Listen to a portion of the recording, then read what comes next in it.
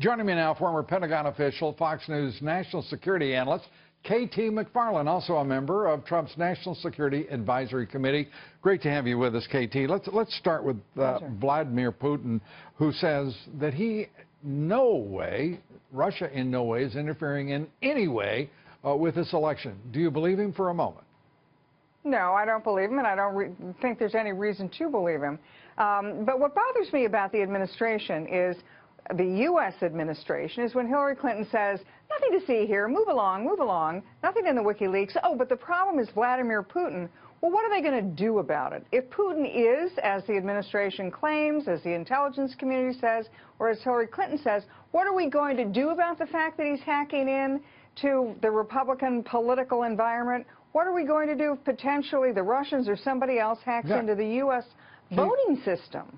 Nothing. KT, this administration didn't have the guts to say who hacked into OPM, the Office of Personnel Management. Right. 33 million names, their data, present and past employees of the federal government.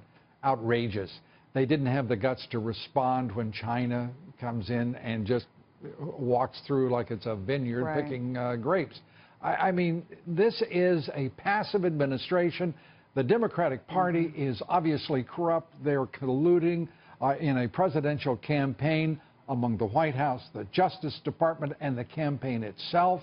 My God, and we're supposed to worry about Russia helping WikiLeaks, which seems to be the only agency committed to the American public's right to know. Right? Well, and international relations is a shark tank.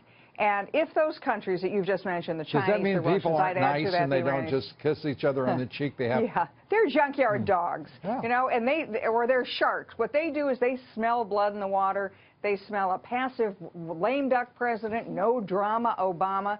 They know that they can do whatever they want for the next couple of months and face no consequence whatsoever. I'm reminded of the old saw about poker. If you look around the table and you don't see the chump, you better get up because you're it. And we have been that for quite some time, as Donald Trump is pointing out almost daily. I'm at a loss to understand what this administration is doing. 3 warships dispatched because of rockets fired against our ship. Again, missiles fired by Houthi rebels from Yemen. Now the defense secretary says we're going to get tough effectively. We'll decide on an appropriate response, but there will be one. Good Lord, KT, what are we doing here? Nobody believes that. Well, but here's the thing. You know, President Obama, Secretary Clinton, and Secretary Kerry bet the ranch. They bet everything. They gave Iran everything they wanted. They gave them sanctions relief. They gave them money. They gave them a path to nuclear weapons. In exchange, they thought they were buying Iran's friendship. What have they gotten instead? They've gotten Iran that takes American sailors prisoner, Iran that takes American citizens hostage, and now Iranian proxies, which are in effect an act of war against the United States. They're firing on U.S. warships. They just haven't hit any yet, but maybe they're going to get lucky and hit something, and then where are we? We could have an escalating conflict situation. Imagine. Because and then what do we do? Imagine that.